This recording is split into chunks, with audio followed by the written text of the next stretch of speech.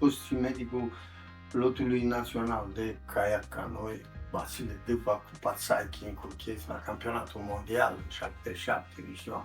Așa, am fost la fotbal aici, dacă domnul a făcut sau le are fotbal medic la Farul, ani de zile. Am fost la schi alpin, am fost la canotaj, medic de lot și foarte multe prostii să fac.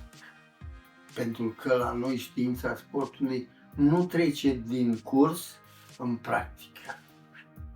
Și atunci au fost două lucruri care m-am concentrat pe ele, despre greșelile care se fac apropo de slăbire, că mulți vor să facă activitate fizică pentru slăbire sau pentru menținere.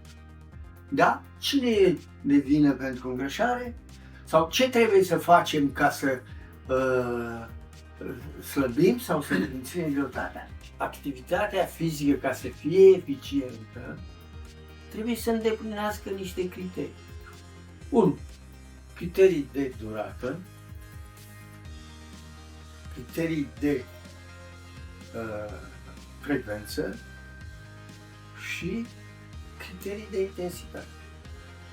Durata, în cazul activității fizice pentru sănătate, nu se exprimă neapărat în minute, ci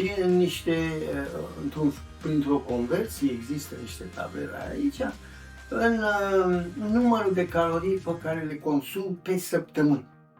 Dacă nu consum pe săptămână minimum 2000 de calorii în total, fie că facem fiecare zi câte 300, fie așa, să nu te aștepți la mari beneficii pe linia principalului obiectiv pe care trebuie să-l aibă activitatea fizică, la oricine, nu numai la bătrâni.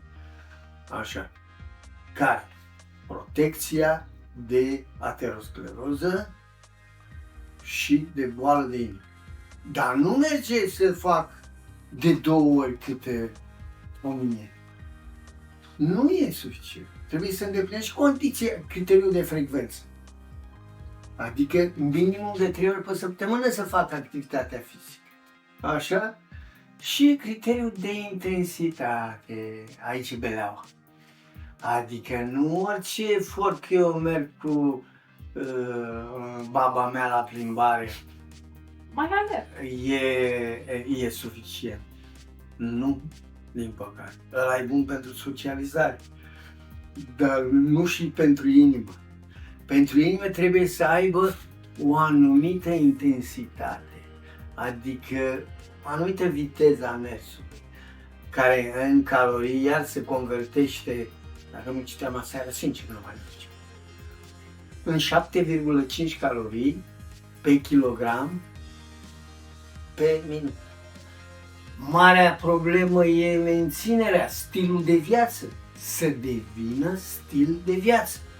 De-aia nu trebuie exagerări. Nu astăzi fac regim și alimentar și de activitate fizică. Țin 2 luni și pe urmă intru în normal. Nu, regim. Ori ăsta nu se poate face decât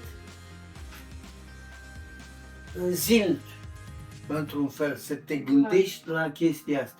Și de-aia v-am trimis și tabelul ăla, în care eu am constatat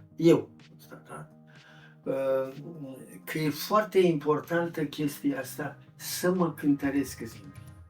Și eu dacă mă cântăresc în fiecare zi și trec într-un tabel, cinstit, că nu arăt la nimeni, nu e pentru așa, și dacă stau o săptămână pe loc, e succes.